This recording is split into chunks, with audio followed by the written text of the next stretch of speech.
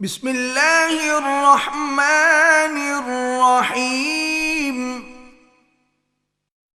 السلام علیکم ورحمۃ اللہ وبرکاتہ۔ وہ معزز تھے زمانہ میں صاحب قرآن ہو کر، آج ہم ذلیل و خوار ہوئے تارک قرآن ہو کر۔ اللہ تبارک و تعالیٰ کا بڑا فضل اور کرم اور احسان ہے، یقیناً جتنا ہم اللہ کا شکر ادا کریں بہت ہی کم ہے، بہت ہی کم ہے۔ دنیا کائنات کے اندر جتنی اللہ تبارک و تعالیٰ نے قرآن مجید کی وجہ سے انسان کو عزت دی ہے، شاید کہ کسی وجہ سے اللہ تبارک و تعالیٰ نے کسی کو عزت کے تاج پہنائے ہو۔ قرآن مجید کی وجہ سے ہی انسان کو عزت ملتی ہے اور قرآن کی وجہ سے ہی انسان کو ذلت محسوس ہوتی ہے۔ کئی لوگ آج شرمندہ ہوں گے، دل ان کے جل رہے ہوں گے، کلیجے ان کے پھٹ رہے ہوں گے، کاش کہ ہم بھی بچپن کے اندر قرآن مجید پڑھ لیتے، اگر پڑھانے والے نہ بنتے کم از کم قرآن مجید سیکھ تو لیتے۔ کتنے ماں باپ آج کے اس دور فتن کے اندر اپنے بچوں کی منت کر رہے ہوتے ہیں، بیٹا تیرے ابے نے جو ذلیل ہونا تھا ہو لیا، بیٹا تو قرآن ضرور پڑھ۔ بیٹوں کی منت کر رہے ہوتے ہیں، سماجت کر رہے ہوتے ہیں۔ آپ خوش نصیب ہیں، یقین کریں نوجوانوں کو دیکھتے ہیں اعتکاف کے اندر بیٹھے ہوئے قرآن پڑھ رہے ہیں، یار ان کا جی نہیں کرتا بازاروں کی ہریالی کو دیکھنے کا، ان کا جی نہیں کرتا باہر مارکیٹ کے اندر جانے کا اور جا کر فتنوں کے مرکز کو دیکھنے کا، لیکن اللہ سبحانہ و تعالیٰ نے چنا ہے، مسجد میں بٹھایا ہے اور اللہ کا قرآن ان کو سننے اور پڑھنے کی توفیق عطا فرمائے۔ اور کتنی مائیں اور بہنیں ہیں جو گھروں کے اندر سالن بناتے ہوئے بھی اللہ کا قرآن پڑھتی، بچوں کو دودھ پلاتے ہوئے بھی اللہ کا قرآن پڑھتی، ان کے گھروں میں رحمتیں آتی ہیں، ان کے گھروں کے اندر برکتیں آتی ہیں۔ ان ماؤں اور بہنوں کا قرآن سننے کے لیے اللہ کے نوری فرشتے آتے ہیں، اس سے بڑی خوش نصیبی کیا ہو۔ سیدنا ابو بکر صدیق رضی اللہ تعالیٰ عنہ کے بارے میں آتا ہے کہ ابو بکر صدیق رضی اللہ تعالیٰ عنہ کانا رجل بکائن لا یملک علی عینیہ اذا قرأ القرآن۔ سیدنا ابو بکر صدیق رضی اللہ تعالیٰ عنہ زیادہ رونے والے انسان تھے، سب سے زیادہ رونے والے، اور جب قرآن مجید کو پڑھتے تھے اپنی آنکھوں کے اوپر قابو نہیں پاتے تھے، زاروں قطار روتے تھے۔ ہمیں رونا کیوں نہیں آتا؟ اور رونے والے اگر نہیں بن سکتے تو رونے والے جیسی شکل ہی بنا لیا کریں، اللہ کو شاید یہ ادائی پسند آئے۔ یقین کریں اگر آپ لوگوں کو جو ہم ویتر کے اندر دعائیں پڑھتے ہیں، اور جن لوگوں کو سمجھ ہے، جن لوگوں کو پتہ ہے کہ کون سی دعائیں پڑھی جا رہی ہیں، تو دل سے آمین نکلتی ہے، دل سے آمین نکلتی ہے۔ اگر عربی کا تھوڑا سا فہم بھی ہوتا تو یہاں پر آؤ بقا کی آوازیں ہوتی، سسکیوں کی آوازیں ہوتی، اور جن میرے بھائیوں کو پتہ ہوتا ہے وہ یقیناً پیچھے رو رہے ہو۔ یہ اللہ تبارک و تعالیٰ کا اپنا فضل ہوتا ہے، ذالک فضل اللہ یؤتی من یشاء۔ قرآن کی وجہ سے اللہ سبحانہ و تعالیٰ نے لوگوں کو عزت دی ہے، ان اللہ یرفع بہذا الکتاب اقواما ویضع بہ آخرین۔ اسی کتاب کی وجہ سے اللہ سبحانہ و تعالیٰ نے قوموں کو اٹھایا، بلندی عطا کر دی، اور اسی قرآن کی وجہ سے اللہ تبارک و تعالیٰ نے ذلت کے گڑھوں میں گرایا، دوبارہ اٹھنے نہیں دیا، دوبارہ اٹھنے نہیں دیا۔ سیدنا ابوبکر صدیق رضی اللہ تعالیٰ عنہ کے پاس اور نبی علیہ الصلوۃ والسلام کے پاس مکہ کے کفار مکہ، بڑے بابے چودھری وڈیرے قریش مکہ نبی علیہ الصلوۃ والسلام کے پاس آئے، شکایت لے کر آئے، ابو بکر کو کہو کہ قرآن نہ پڑھا کر، ابو بکر کو کہو کہ قرآن اگر پڑھے تو مکہ کی صحن کے اندر، مکہ کی آوازوں کے اندر، دیواروں کے اندر اس کی آواز نہ گونجے، قرآن نہ پڑھا کرے۔ تو نبی علیہ الصلوۃ والسلام نے فرمایا کہ ابو بکر قرآن پڑھتا ہے اور ہم مسلمان ہو چکے ہیں، قرآن کیوں نہ پڑھے؟ جانتے ہو کفار مکہ نے کیا کہا تھا؟ قریش کے وڈیروں نے کیا کہا تھا؟ کہا کہ جب یہ قرآن پڑھتے ہیں تو ہماری بیویاں، ہماری عورتیں گھر کا کام کاج چھوڑ کر ابو بکر کا قرآن سننے آتی، یہ قرآن سننے کے لیے آ رہی ہیں، یہ مسلمان عورتیں نہیں ہیں، انہوں نے کلمہ نہیں پڑھا ہے، ایک منٹ بھی اسلام کو انہوں نے برداشت نہیں کیا، میرے نبی کے وجود اطہر کو بھی یہ مکہ کے اندر برداشت نہیں کرتی تھی۔ لیکن آج جب قرآن مجید کی تلاوت ہوتی تھی، یہ قرآن مجید کو سننے کے لیے کفار کی بیویاں آ جاتی تھی، اور کہا کہ بچے رو رہے ہوتے ہیں، جب ابو بکر قرآن پڑھتے ہیں تو بچے خاموش ہو جاتے ہیں، بچے قرآن سننے کے لیے آتے ہیں۔ اور یہ کفار مکہ نے کیا کیا تھا؟ حکم دیا کہ جاؤ بچوں کو کہو کہ سیٹیاں بجائیں، تالیاں بجائیں، تاکہ قرآن کی آواز ہماری عورتوں کے کانوں میں نہ جائے۔ کافر ہو کر قرآن مجید کی طرف آتے تھے، کافر ہو کر، عورتیں ہو کر قرآن مجید کی تلاوت کو سننے کے لیے آتی تھی۔ آج مسلمانوں کے کانوں کے اوپر تالے کیوں لگ گئی ہے؟ افلا یتدبرون القرآن ام علی قلوب اقفالها۔ اللہ تبارک و تعالیٰ استفہامیہ انداز کے اندر سوال کر رہے ہیں، اے میرے بندو کیا تم قرآن مجید پر غور و فکر نہیں کرتے؟ یا تمہارے دلوں پر تالے لگ چکے ہیں؟ یا تمہارے دلوں پر تالے لگ چکے ہیں؟ یہ اللہ سبحانہ و تعالیٰ انسان سے سوال کر رہے ہیں کہ غور و فکر کیوں نہیں کرتے ہو؟ کیا تمہارے دلوں پر تالے لگ چکے ہیں؟ ایک ہی مطلب ہے، یا غور و فکر ہم خود نہیں کرتے ہیں، دوسری بات ہے کہ تالے لگ چکے ہیں دلوں پر، یہ کبھی کھلیں گے نہیں جب تک توبہ کے آنسو نہیں بہائے جائیں، جب تک اللہ سے معافیاں نہیں مانگی جائیں گی۔ پوری دنیا کے اندر ماہ رمضان کے اندر جگہ جگہ پر قرآن مجید کی تلاوت نظر آتی ہے۔ اگر یہی انقلاب پورے سال میں ہو جائے، پورے سال میں ہو جائے، تو یقین جانیے کہ رون کے بحال ہو جائے۔ ہر طرف سے قرآن کی آواز ہے، ہر طرف سے قرآن کی آواز ہے۔ اور میں تو کہتا ہوں کہ جتنی بھی روڈ پر مساجد ہیں، شارع عام پر مساجد ہیں، یا محلے کی مساجد ہیں، ان کو چاہیے کہ اپنے چھوٹے مائک کا بندوبست کریں اور مغرب، عشاء اور فجر کی نماز سپیکر کے اندر پڑھائیں، تاکہ وہ لوگ بھی سنیں جو گھروں کے اندر بیٹھے ہوئے، اور یہ قرآن کی لذت ان کے دل کو جا کر کھٹکھٹائے، تاکہ وہ بھی قرآن سننے کے لیے مسجد کے اندر آئے۔ اسی قرآن نے بڑی عزت دی ہے۔ قاضی ابو بکر رحمۃ اللہ علیہ وقت کے ایک بہت بڑے پائے کے عالم اور حافظ قرآن گزرے ہیں، فرماتے ہیں کہ میں بیت اللہ کا طواف کرنے کے لیے، عمرہ کرنے کے لیے چلا گیا، مکہ پہنچا، میں نے بیت اللہ کا طواف کیا، میں نے طواف کرتے ہوئے راستے کے اندر ایک ہار مجھے ملا، ایک ہار میں نے پایا، سونے کا ہار تھا۔ اس وقت کیا قیمت ہوگی سونے کی، اور کتنا مہنگا ہوگا سونا اس دور کے لحاظ سے۔ فرمایا کہ مجھے سونے کا ہار ملا، میں نے اٹھا لیا۔ اب دل کے اندر ہے کہ کاش اس کا مالک مل جائے، کاش اس کا مالک مل جائے تو میں اس کو یہ ہار دے دوں۔ یہی بات کرتے کرتے طواف بھی کیا، عمرہ بھی مکمل کیا۔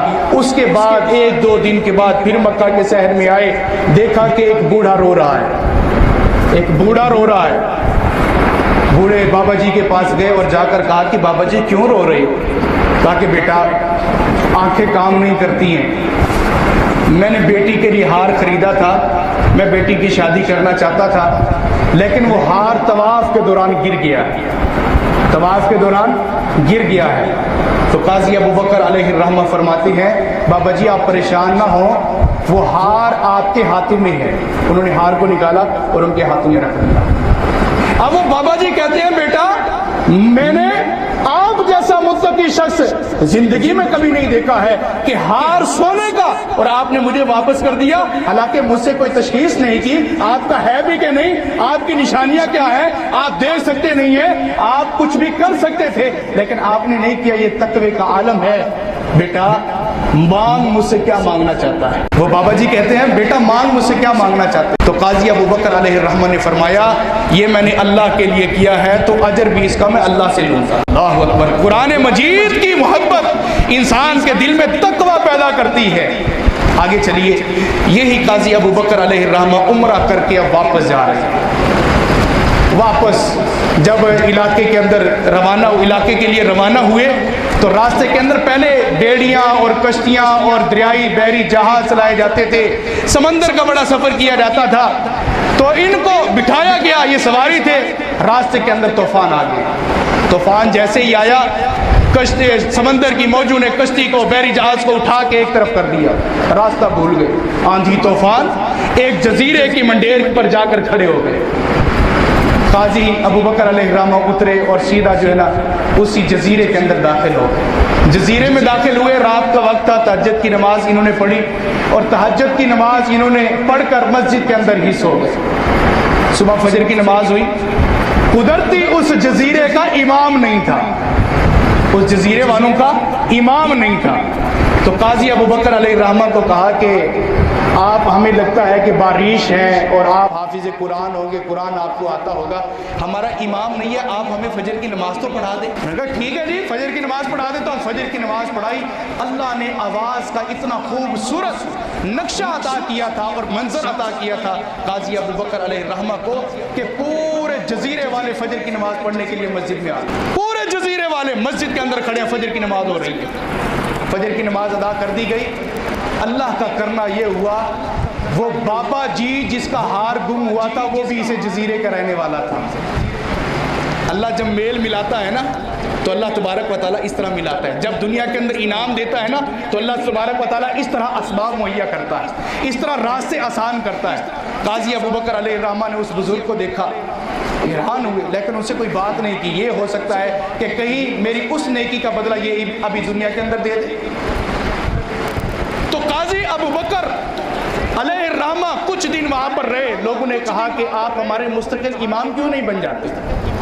آپ کو ہم اپنا امام بنانا چاہتے ہیں. تو انہوں نے کہا کہ ٹھیک ہے، میں راستہ ویسے بھول گیا ہوں، پیچھے پتہ نہیں میرا گھر کہاں پر ہے، کیسے ہے، میرے پاس زیادہ راہ بھی کوئی نہیں ہے، ٹھیک ہے جی میں آپ کا امام بن جاتا ہوں. آپ نے وہاں پر نمازیں پڑھائی. کچھ دنوں کے بعد وہ جو بابا جی تھے وہ بھی وفات پا گئے، وہ فوت ہو گئے. ان کی ایک ہی بیٹی تھی. ساری مسجد کی انتظامیہ اور جزیرے والوں نے، قوم والوں نے آپس میں مشورہ کیا، یار بابا جی فوت ہو گئی ہیں، کیوں نہ اس بچی کا نکاح ہمارے امام صاحب سے کرا دیا جائے. اس بات پر ایگری ہو گئے، متفق ہو گئے. چند دنوں کے بعد اس کے ساتھ نکاح ہو گیا. جب خلوت کے اندر جب اپنی بیوی کے پاس گئے تو حیران ہو گئے کہ اس کے گلے کے اندر وہی سونے کا ہار تھا جو ان کو بیت اللہ کے صحن میں پایا تھا. کہا کہ آپ کون ہیں؟ یہ ہار آپ کے پاس کہاں سے آیا؟ کہا کہ جو بابا جی فوت ہوئے ہیں کچھ دن پہلے وہ میرا ابا حضور تھے، اور میرے ابا سجدوں میں گر گر کر اللہ سے دعائیں کیا کرتے تھے کہ اللہ وہی نوجوان میرا داماد بن جائے جس نے یہ سونے کا ہار میرے ہاتھوں پر رکھا تھا. اللہ اکبر، اللہ اکبر. کیا دعا کی کہ اللہ میرا وہی داماد بن جائے جو یہ سونے کا ہار میرے ہاتھ پر کعبہ کے صحن میں رکھ کر گیا تھا. اللہ دعاؤں کو اس طرح قبول کرتا ہے. کیوں مایوس ہو گیا اللہ کی ذات سے؟ کیوں بھاگ رہے ہو اللہ کی قدرت سے؟ اللہ تبارک و تعالیٰ ماؤں سے زیادہ محبت کرتا ہے. ایک ماں اپنے بچے کو کتنے بار دیکھتی ہے اور محبت کی آنکھوں سے دیکھتی ہے. میرا رحمان اپنے بندے کو کتنی بار دیکھتا ہے اور کتنی محبت سے دیکھتا ہے. کیوں مایوس ہو گئے اللہ کی ذات سے؟ تو یہ ایک کرشمہ، قدرت اور معجزہ تھا اللہ سبحانہ و تعالیٰ نے دکھایا. وہ صرف عزت ملی، سفر کا زیادہ راہ بھی کوئی نہیں تھا، مسافر تھا، مسجد کا امام بنا، قرآن سنایا، اور اللہ تبارک و تعالیٰ نے وہاں پر روٹی کھلانے والی بیوی بھی عطا کر دی. اور بیوی صرف عطا نہیں کی، وہی سونے کا ہار جو اللہ کو گواہ بنا کر دیا تھا وہی اس کے گھر میں واپس آ گیا. اللہ تبارک و تعالیٰ ایسے عزتیں عطا کرتے ہیں دنیا کے اندر. حضرت سحار رضی اللہ تعالیٰ عنہ، یہ ایک صحابی رسول ہے. حضرت سحار رضی اللہ تعالیٰ عنہ فرماتے ہیں میں جو ہے ایک مرتبہ جا رہا تھا سفر پر، تو چلتے چلتے میں نے راستے کے اندر دیکھا کہ ایک بندے کو جکڑا ہوا ہے زنجیروں کے ساتھ، اور اس کو لوگ کہہ رہے ہیں یہ دیوانہ ہے، یہ پاگل ہے، یہ مجنون ہے. تو میں بڑا حیران ہوا کہ ایک اچھا بھلا انسان ہے اور اس کو جو ہے نا لوگوں نے باندھا ہوا ہے زنجیروں کے ساتھ اور کہہ رہے ہیں دیوانہ ہے، پاگل ہے. میں نے پوچھا کہ کیا معاملہ ہے بھائی، اس کو باندھا کیوں گیا ہے؟ تو بتایا گیا کہ اس وجہ سے باندھا گیا ہے کہ یہ بندہ بڑی شرارتیں کرتا ہے، لوگوں کو قتل تک اتراتا ہے، لوگوں کو مارتا ہے. حضرت سعد رضی اللہ عنہ فرماتے ہیں اگر آپ مجھے اجازت دیں تو میں اس کا علاج کروں. پہلے انہوں نے کہا کہ اپنا انٹرویو کراؤ، تعارف کراؤ، کہاں سے آئے ہو؟ کہا کہ میں نبی علیہ السلام کا صحابی ہوں. کہا کہ اچھا وہی نبی جس کے بارے میں لوگ کہتے ہیں کہ دیوانہ ہے، استغفر اللہ معاذ اللہ، مجنون ہے؟ کہا کہ جی ہاں لوگوں نے غلط کہا تھا، میں انہی کا صحابی ہوں، میں انہی کا ساتھی ہوں. اگر آپ مجھے اجازت دیں تو میں اللہ کی توفیق کے ساتھ وہی کچھ پڑھوں گا جو میرے نبی پر اترا ہے، جو میرے نبی پر نازل ہوا ہے وہی اس کے اوپر پڑھوں گا. انہوں نے اجازت دے دی. انہوں نے کہا ٹھیک ہے. بڑے بڑے حکیم آئے، طبیب آئے، اپنا علاج کر کے چلے گئے. تو بھی جو زور لگانا ہے لگا لے. تو انہوں نے پھر آگے بڑھ کر فرماتے ہیں کہ میں سورہ فاتحہ پڑھتا رہا، سورہ فاتحہ پڑھتا رہا، اور منہ کے اندر جو لب ہوتا تھا نا اس کو میں اکٹھا کر لیتا تھا، منہ کے اندر لب کو اکٹھا کر لیتا تھا. پھر میں نے منہ میں سے اس لب کو تھوک کو نکالا اور اس کے سر پر گرایا اور اپنا ہاتھ مل دیا. اور بالکل جب میں سورہ فاتحہ پڑھ کر تھک گیا تو میں نے کہا کہ اس کو اٹھاؤ اور اس کی زنجیریں کھولو. اس کی زنجیروں کو کھولا گیا، اس کھولتے ہی سجدے میں گر گیا، سجدے میں گر گیا. کہا کہ میں اس اللہ پر ایمان لایا جس اللہ سبحانہ و تعالیٰ نے قرآن کے اندر شفا رکھی ہے اور میری ذات پر جس نے قرآن کو پڑھوایا ہے. اشہد ان لا الہ الا اللہ واشہد ان محمدا عبدہ ورسولہ. یہ قرآن کا انقلاب ہے، یہ قرآن کا انقلاب ہے. یہ قرآن نے دنیا کو بدل کے رکھ دیا ہے، جہلیت سے انسان کو عالم دنیا کے اندر اور عالم دین کے اندر ڈال دیا ہے۔ یہ قرآن کی برکت ہے۔ لوگ سارے اکٹھے ہو گئے، کہا کہ اس پاگل اور مجنون کا تو نے علاج کیسے کیا ہے؟ کہا کہ وہی کچھ میں نے پڑھا ہے جو میرے نبی پر اترا ہے، میں نے سورہ فاتحہ کو پڑھا ہے جتنی بار پڑھ سکتا تھا، اور سورہ فاتحہ کی وجہ سے اللہ نے اس کو شفا بخشی۔ اللہ تبارک و تعالیٰ نے قرآن کے اندر شفا رکھی ہے۔ کسی بھی آپ مرض کا شکار ہیں، مرض کا شکار، کسی بھی مرض کا شکار، یقین جانیے قرآن مجید کی کوئی صورت جو آپ کو ازبر یاد ہو، اسی نیت سے پڑھنا شروع کر دیں کہ اللہ میرے جوڑوں کے درد کو ختم کر دے، اللہ میرے جسم کی، معدے کی، دل کی بیماریوں کو ختم کر دے، انشاءاللہ آپ کے اس قرآن پڑھنے کی وجہ سے اللہ شفا عطا فرمائے گا۔ آپ کو آتی جو بھی صورت، کوئی آپ مختص نہ کریں، آپ کو جو صورت آتی ہے پڑھ لیں۔ کیوں؟ اللہ سبحانہ و تعالیٰ نے اس قرآن کو شفا کے لیے نازل کیا۔ اس کا پڑھنے والا کبھی ناکام نہیں ہوتا، اس کا پڑھنے والا کبھی ذلیل نہیں ہوتا۔ او بھائیو، قرآن کے ساتھ دل لگاؤ، قرآن کے ساتھ محبت اپناؤ، قرآن کے ساتھ دل لگی پیدا کرو، دل کے اندر فکر پیدا کرو قرآن مجید کی۔ اپنے بچوں کو قرآن مجید کی تعلیم سکھاؤ، اپنے بچوں کو۔ یقین جانیے اگر مجھے شریعت اجازت دیتی میں اس اپنے حافظ چھوٹے بھائی کے پاؤں کو چومتا، اللہ کی قسم اٹھا کے کہتا ہوں، اگر مجھے شریعت اجازت دیتی۔ یار اس نے جس انداز کے ساتھ قرآن پڑھا، ہم مقابلہ کر سکتے؟ ہمارے رونگٹے کھڑے کر دیے۔ اور جو لوگ یہ کہتے ہیں کہ قرآن پڑھے اور قرآن میں غلطی نہ آئے، یہ کس سے علم سیکھا ہے آپ نے؟ قرآن پڑھے اور قرآن کے اندر پہلی بات یہ ہے کہ الحمدللہ ہمارے حافظ صاحب کی منزل بڑی پکی ہے، اللہ کا بڑا شکر ہے، اللہ کا بڑا احسان ہے۔ اور یہ وہ قرآن پڑھنے والے ہیں جس طرح اللہ نے فرمایا وَرَتِّلِ الْقُرْآنَ تَرْتِيلًا، نہ یعلمون نہ تعلمون، نہ آخری آیت نہ پچھلی آیت، نہ کوئی پتا کہ کہاں ہے کہاں نہیں ہے، بلکہ اللہ کا بڑا شکر ہے ایک ایک لفظ بزرگ کو بھی سمجھ آیا ہے، جوان کو بھی سمجھ آیا ہے۔ یہ اللہ کا شکر ہے، آرام کے ساتھ ترتیل کے ساتھ پڑھا ہے۔ لوگ 20 پڑھ کے یہیں سے گزرتے اور تانے دیتے تھے، 8 پڑھنے والے ابھی تک کھڑے ہوئے۔ ہمیں تمہارے تانے برداشت ہیں، اور کیوں؟ ہم قرآن کو سننے کے لیے کھڑے ہوئے ہیں۔ ہم بازاروں میں تھوڑی کھڑے ہیں، اڈوں میں تھوڑی بیٹھے ہیں، چوکوں میں تھوڑی فراڈ کر رہے ہیں، ہم اللہ کے گھر میں کھڑے ہو کر اللہ کا قرآن سن رہے ہیں۔ میں عرض کر رہا تھا کہ جو لوگ یہ کہتے ہیں نا کہ قرآن مجید بھولنا نہیں چاہیے، قرآن مجید جو لوگ پڑھتے ہیں ان کو غلطی نہیں آنی چاہیے، میں آپ سے پوچھتا ہوں کہ آپ کو نبی علیہ السلام کی فجر کی نماز یاد ہے کہ نبی علیہ السلام نے فرمایا اور صحابہ آج مجھ پر میری قرات بوجھل ہو گئی تھی، میری قرات وزنی ہو گئی تھی، تم میں سے کون ہے جو پیچھے پڑتا ہے؟ یہ کون ہے؟ محمد الرسول اللہ صلی اللہ علیہ وآلہ وسلم، جن کے قلب اطہر پر اللہ سبحانہ و تعالیٰ نے اپنے آخری کتاب کو نازل کیا ہے، جن کا اٹھنا بیٹھنا چلنا پھرنا سفر حضر جہاد غزوہ سارے کا سارا قرآن تھا، لیکن اس کے باوجود بھی میرے نبی بھول جایا کرتے تھے۔ کیوں؟ بتانا یہ چاہتے تھے میرے جانے کے بعد میرے وارث علماء حفاظ اگر بھول جائیں تو میرے ان ورثاء کو تانے نہ دینا، اور ان ورثاء کو تانے نہ دینا۔ اگر بھول جاتا تو کوئی بات نہیں ہے، بھولنے والے کے لیے 2 اجر ہے، ایک اس نے کوشش کی ہے، دوسرا وہ رفتار کے ساتھ پڑھ رہا ہے۔ اللہ کا قرآن کسی کے دل میں اتر جائے یہ اللہ کا معجزہ ہے۔ آپ ویڈیو وائرل جو ہوتی ہیں نہیں دیکھتے؟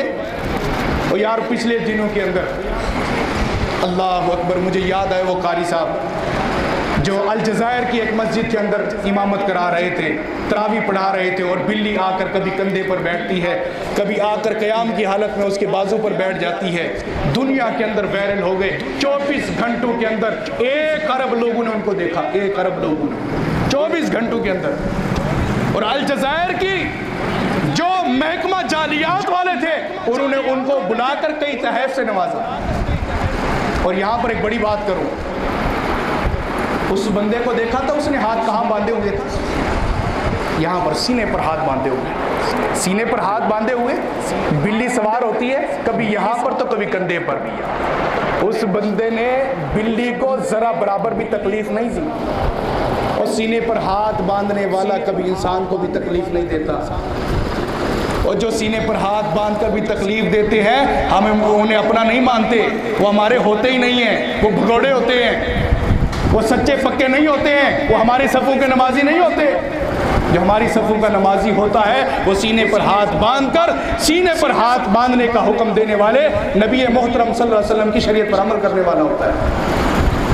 تو اس نے ذرہ برابر بھی تکلیف نہیں دی، اور کئی لوگوں نے فتویٰ دیا کہ بلی اس کی نماز کے اندر آ گئی تھی، اس کی نماز فاسد ہے، اس کی نماز باطل ہے، اس کی نماز ختم ہو گئی ہے، اس کو بھی دوبارہ پڑھنی چاہیے، پچھلے والوں کو بھی دوبارہ پڑھنی چاہیے۔ یہ پتہ نہیں شریعت کہاں سے آئی تھی۔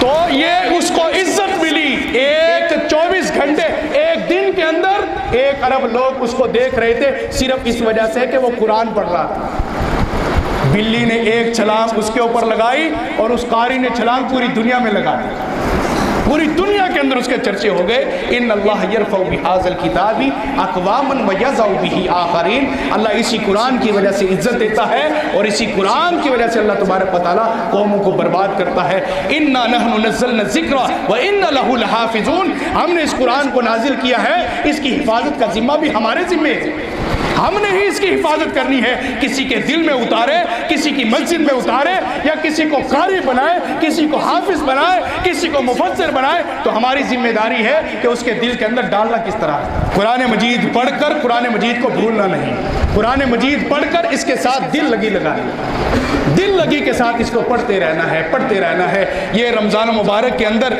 ہر رمضان مبارک کے اندر قرآن کو دوبارہ کیوں دہرایا جاتا ہے؟ کیونکہ قرآن مجید کے ساتھ بندہ اٹیچ رہ جائے، قرآن مجید کے ساتھ تعلق رہے۔ اللہ تبارک و تعالیٰ بار بار قرآن مجید کے اندر یہ کیوں فرماتے ہیں انا انزلناہ فی لیلۃ القدر شہر رمضان الذی انزل فیہ القرآن، رمضان تو وہ مبارک مہینہ ہے جس کے اندر ہم نے قرآن کو نازل کیا ہے، قرآن کے اندر ہی قرآن کو پڑھو، شہر رمضان کے اندر، شہر قرآن کے اندر ہی اس قرآن مجید کی تلاوت کریں، اس کو پڑھنے کی کوشش کریں، اس کے ساتھ محبت کریں۔ ایک صحابی رسول صرف سورہ اخلاص پڑھا کرتا تھا، سورہ اخلاص، نبی علیہ السلام کو لوگوں نے شکایت کی کہ یہ امام صاحب سورہ اخلاص ہی پڑھتا ہے، اس کے علاوہ پڑھتا کوئی نہیں، یا دوسری پڑھتا ہے تو لازمی ساتھ سورہ اخلاص ضرور پڑھتا ہے۔ تو نبی علیہ السلام نے اس کو بلایا، آپ نے پوچھا کیا بات ہے بھائی، سورہ اخلاص ہی بار بار پڑھتے ہو ہر نماز کے اندر اور ہر رکعت کے اندر؟ تو اس نے کہا انی احبھا، میں اس سورہ اخلاص سے محبت کرتا ہوں۔ کیوں محبت کرتے ہو؟ کیونکہ فی صفات الرحمن، اس کے اندر اللہ کی رحمان کی صفات ہے، اللہ کی توحید ہے۔ تو نبی علیہ السلام نے کیا فرمایا؟ حبک ایاک تدخل الجنہ، سورہ اخلاص سے تیری محبت تجھے جنت میں لے کر جائے گی۔ یار پورے قرآن سے محبت نہیں کر سکتے، سورہ اخلاص سے تو کر سکتے۔ میں کہتا ہوں اسی ایک سورت کو ہی بار بار پڑھا کرو، بار بار پڑھا کرو، اور کبھی ترجمے کے ساتھ یاد کر کے بھی پڑھا کرو۔ اللہ نے کتنی توحید بیان کی ہے، اگر پورے قرآن میں اللہ تبارک و تعالیٰ عقیدہ توحید بیان نہ کرتا، یہی سورت نازل کر دیتا، سورہ اخلاص تو توحید کے لیے کافی تھی۔ تو آئیے ہم سب مل کر یہ اللہ سے عہد کریں کہ اللہ ہمیں ہماری نسلوں کو قرآن کی محبت کرنے والا بنا دے، اللہ ہماری نسلوں کے اندر قرآن مجید کے حافظ پیدا کر دے۔ ہمارے ضلع مظفر گڑھ کے اندر ایک شہر ہے، ایک بستی ہے کلر والی، آپ نے سنا ہوگا۔ آپ چھوٹے سے بچے کے سر پر جا کر ہاتھ رکھیں، بیٹا تیرا نام کیا ہے؟ وہ اپنا نام پہلے بعد میں بتائے گا، پہلے بتائے گا حافظ محمد عرفان، حافظ محمد عمران، حافظ محمد احمد، حافظ محمد۔ یہ ہر ایک بچہ اس بستی کا حافظ قرآن، ہر بچہ۔ یہ اللہ تبارک و تعالیٰ کی طرف سے انعام ہے، یہ اللہ تبارک و تعالیٰ کی طرف سے خصوصی رحمت ہے ایسے لوگوں پر۔ آپ بھی ماشاءاللہ اگر قرآن مجید کے ساتھ دل لگا کر اپنے بچوں کو پڑھا رہے ہیں تو آپ سب بھی مبارکباد کے مستحق ہیں۔ اللہ سبحانہ و تعالیٰ یہ جو پروگرام سجایا گیا ہے اللہ تبارک و تعالیٰ یہ قبول فرما لے، اور جو ساتھی محبت کرنے والے ہیں تشریف لائے ہیں اللہ تبارک و تعالیٰ آپ کا آنا بھی قبول فرمائے، اور جن ساتھیوں نے محبت پیار کے ساتھ، میں پھر کہوں گا میرے بڑے بھائی ہیں بھائی رحمت صاحب، وہ مجھے بار بار روک رہے تھے کہ یہ کام آپ نے نہیں کرنا، لیکن میں مجبور ہوں اس وجہ سے کہ یہ سلسلہ اگر آج بند ہو گیا تو لوگ ہمیشہ کے لیے بند کر بیٹھیں گے۔ ہمیشہ کے لیے نہ اللہ کے فضل سے مجھے کسی چیز کی ضرورت ہے، نہ ہمارے چھوٹے بھائی حافظ احمد کو کسی چیز کی ضرورت ہے اللہ کے فضل و کرم سے، لیکن آپ کا حق بنتا ہے کہ مسجد امام تراویح کے ساتھ محبت کی جائے۔ آپ کا یہ حق بنتا ہے، اور آپ اپنے اوپر اس کو واجب سمجھا کریں کہ جہاں پر اپنے بچوں کو عیدی دینی ہے مسجد کے امام کو دینی ہے، اور مسجد کے امام کی بھی ضروریات ہوتی ہیں، وہ آپ کے سامنے بولتا نہیں، ایسے نہیں کرتا، اگر ایسا نہیں کرتا تو آپ بھی کچھ اس کی جیب میں ڈال دیا کریں، یا آپ اللہ کا شکر ادا کریں کہ آپ کو مسجد کے ائمہ کرام خطیب ایسے ملے ہیں کہ آپ کے سامنے اپنی ضروریات کے لیے ہاتھ نہیں پھیلاتے، احتجاج نہیں کرتے، باہر نہیں نکلتے، نمازیں چھوڑ کے نہیں چلے جاتے، ایک مہینہ تنخواہ نہیں ملے تو یہ نہیں کہتے کہ میں اس مرتبہ جمعہ نہیں پڑھاتا۔ یہ اللہ کا فضل ہے آپ لوگوں کے اوپر، یہ ہمارے ساتھ آپ پر بھی اللہ کی بہت بڑی رحمت ہے، اور یہ سلسلہ جو چلا ہوا ہے اللہ کے فضل سے 10 سال سے زائد مجھ فقیر کو یہاں پر ہو گئے۔ آپ کل کی طرح مجھے جانتے ہیں کہ میں ایک چھوٹا سا بچہ آیا تھا، چند بال داڑھی کے میرے تھے چہرے کے اوپر، آپ سب جانتے ہیں، کوئی تو یہ کہتے تھے کہ ہمارا امام لڑکا ہے، ہمارا امام چھوکرا ہے، تو لیکن اللہ کے فضل کرم سے اس کو کہہ سکتے ہو کہ یہ چھوکرا آیا تھا، کہہ سکتے ہو کہ اللہ کے فضل و کرم سے آپ نے محبتیں بانٹی، اور مزید بھی انشاءاللہ محبت بانٹتے رہیں گے۔ آپ کو یہ میں بات بتا دوں، انشاءاللہ جب تک ہماری زندگی رہی تو اس مسجد کے اندر مسلسل تا حیات صلاۃ التراویح کے امام حافظ احمد صاحب ہوں گے، انشاءاللہ ہماری زندگی رہے نہ رہے، میری یہ وصیت سمجھ لیں کہ حافظ احمد کے علاوہ کوئی تراویح کی نماز نہیں پڑھائے گا جب تک یہ بچہ حیات ہے، انشاءاللہ جب تک یہ بچہ حیات ہے، یہ میری وصیت نوٹ کر لیں، انشاءاللہ ہمیشہ کے لیے ہمارا یہ صلاۃ التراویح کا امام ہے، ہمارا دل خوش کیا، بچپن کے اندر دل خوش کیا، تو جوانی کے اندر ہم اس کو کیوں چھوڑ دیں؟ جب یہ بڑا ہو جائے ہم کیوں چھوڑ دیں؟ ہم اس کے ساتھ ہیں انشاءاللہ، ہم اس کے شانہ بشانہ کھڑے ہیں انشاءاللہ تعالی، یہ رونقیں بڑی وسیع ہو جائیں گی اللہ تبارک و تعالیٰ کے فضل سے، دور دور سے لوگ قرآن مجید کی تلاوت سننے کے لیے آیا کریں گے۔ آج بھی ان کی قوم کے کئی بزرگ اور کوئی جوان بیٹھے ہیں جن کے سینے آج الحمدللہ چوڑے ہیں، اللہ کے فضل سے سینے چوڑے ہیں، اور ماں اور باپ کا تو سینہ کتنا چوڑا ہوگا کہ آج اللہ تبارک و تعالیٰ نے ہمارے بیٹے کو چھوٹی سی عمر کے اندر عزت دی ہے، تو قرآن کی قرات کی وجہ سے عزت دی ہے، قرآن کی وجہ سے عزت دی ہے، تو آپ بھی اپنے بچوں کے ساتھ یہ محبت فرمائے، قرآن کے حافظ نہیں بنا سکتے تو کم از کم ان کو ناظرہ سکھا دیں، کم از کم ناظرہ سکھا دیں، جو محلے کی قریب مسجد ہے اس کے اندر بھیج کر، مدارس کے اندر بھیج کر، مرکز کے اندر بھیج کر ان کو قرآن مجید کی تلاوت کو سکھا دیں، ناظرہ ان کو آ جائے انشاءاللہ العزیز۔ عید کے بعد بنات کے لیے، ہماری بیٹیوں کے لیے، ہماری بہنوں کے لیے، ہماری ماؤں کے لیے بھی وہ انشاءاللہ مدرسہ زیر تعمیر ہے، الحمدللہ آخری مراحل کے اندر ہے، اللہ کے فضل و کرم سے وہاں پر پھر بچیوں کی، بنات کی اور ہماری ماؤں بہنوں کی بھی کلاس لگے گی، وہاں پر بھی قرآن مجید کی تفسیر اور حدیث رسول کی کلاس لگا کرے گی۔ اللہ تبارک و تعالیٰ یہ دلی مراد بھی ہماری قبول کر لے اور دلی مراد کو پائے تکمیل تک پہنچا دے۔ تو میں آپ تمام احباب کا شکریہ ادا کرتا ہوں، آپ تشریف لائے ہیں، اللہ تبارک و تعالیٰ آپ کو خوش رکھے، اور جتنی بھی من جملہ ہم نے مل جل کر عبادات رمضان مبارک کے اندر کی ہیں، یقیناً حق ادا نہیں کیا لیکن ٹوٹی پھوٹی دعائیں تھی، عبادت تھی، روزے تھی، اللہ سب کی قبول فرما لے۔